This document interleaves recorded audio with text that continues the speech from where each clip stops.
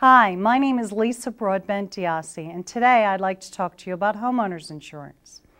Buying a home is the single largest investment that most people make.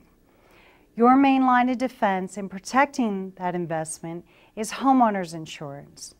There are different homeowner insurance forms that will provide coverage for damage to your home and to your belongings caused by different perils. One form is the basic form, and it covers very few perils. Broad covers more perils, including everything that the basic form covers. And then there's the special form, which covers the most perils. You'll want the special form because the difference in the premium really isn't all that much. It's definitely worth getting the additional coverage. Now let's talk about the major coverages on a homeowner's policy. Let's start with the dwelling amount. This is the coverage you'll need to rebuild the house.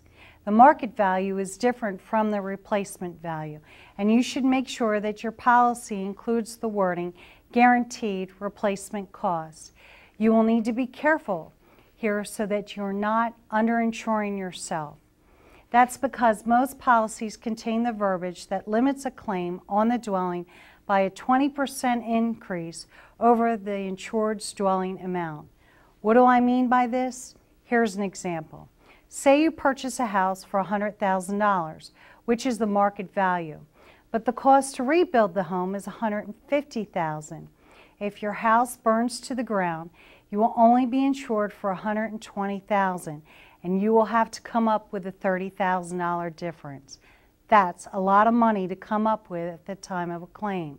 The only way to avoid this situation is to have a pretty good idea about the true replacement cost. So how do you figure that out?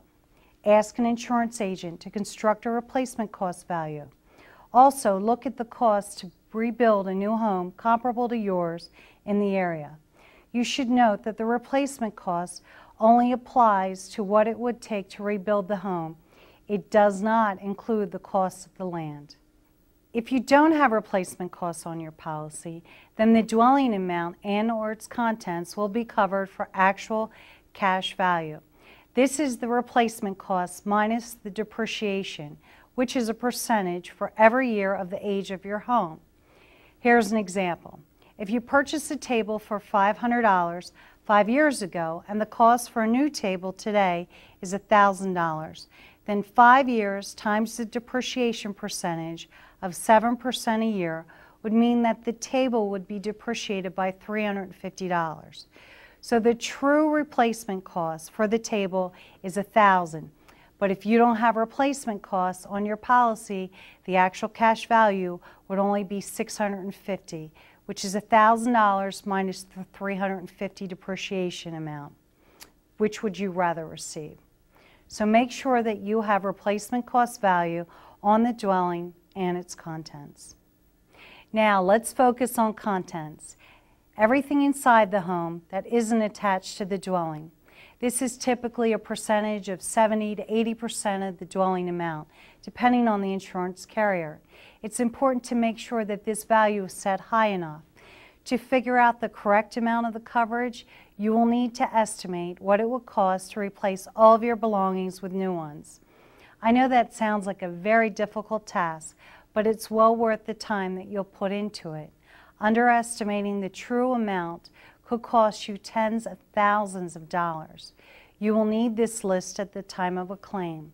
Again, always make sure that your policy includes the wording guaranteed replacement cost. Another coverage on your policy is other structures. This includes things like sheds, pools, and detached garages.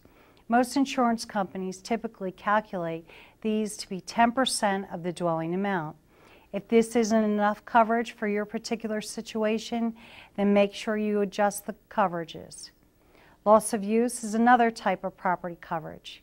If you cannot live in your home due to a covered peril, then the insurance company will pay for you to live elsewhere while your home is being repaired or rebuilt. The coverage will also provide for incidental items such as toothbrushes, pajamas, meals, and other immediate needs. Now let's shift our attention to the liability coverages. The big one is personal liability. someone comes into your house and falls down your steps and injures themselves, or if they come into your backyard and jump on your trampoline and fall off, or if your dog gets loose, runs down to a neighbor's house and bites them, your insurance policy will provide for a legal defense and settlement up to your personal liability limit. You'll want enough liability coverage to provide for all your assets.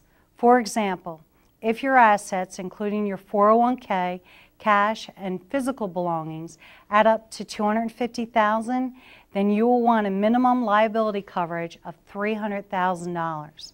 Another consideration is an umbrella liability policy, which for an additional premium will cover all your underlying policies, such as your motorcycles, watercrafts, autos, and homes.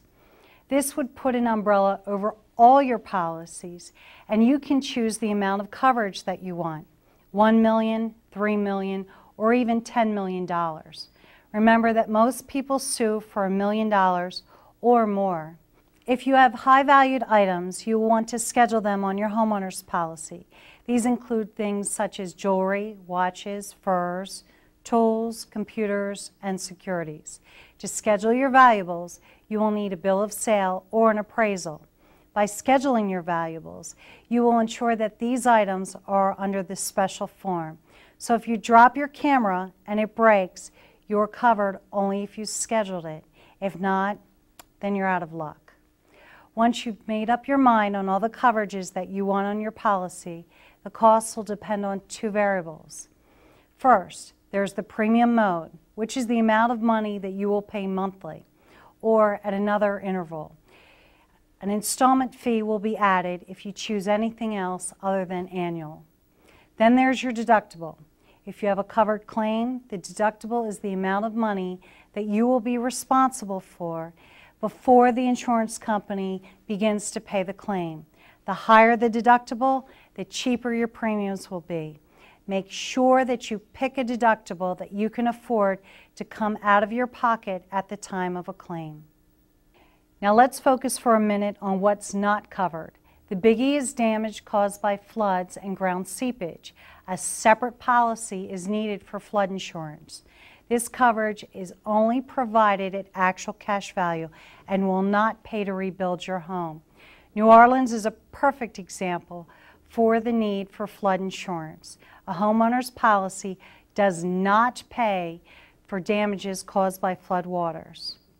I'd like to finish up with everybody's favorite topic, saving money. Yes, insurance can be very expensive, but there are certain steps that you can take to keep your costs down. Here are some of the discounts that consumers should look into. Most insurance companies provide a home car discount if you buy both your homeowners and your auto insurance from the same carrier. This can be worth up to 15 to 20%, and that's definitely something you'd want to look into. If you have an alarm system, your insurance company will provide a discount. If it's monitored, the discount will usually be deeper. Maintaining good credit is another way that you can save money on your homeowner's insurance. Many insurance companies believe credit is an indicator of future potential loss. It's up to you to check your credit report for errors and to keep up with your payments in a timely manner. A clue report is something else you'll want to look into. The insurance industry maintains a claims history database called the Comprehensive Loss Underwriting Exchange, or CLUE. Companies use this data to help gauge the insurance risk of potential clients. If a home has extensive claims or water damage, then you may want to keep looking at other homes because you could be paying too much to insure your new home, if you can obtain insurance at all. A final word of advice: once you own a home, you want to be careful about making claims against your policy. Frequent claim activity, even for the small stuff, can be grounds for non-renewal and/or increased premiums. A good rule of thumb is if your claim exceeds your deductible by less than $200, you should consider not filing the claim. While you will be paying for the loss out of your own pocket, the expense will probably be less than the premium increase you will suffer later. Remember that insurance is for the big stuff and not the everyday home maintenance. You get what you pay for, so don't be penny wise and dollar foolish.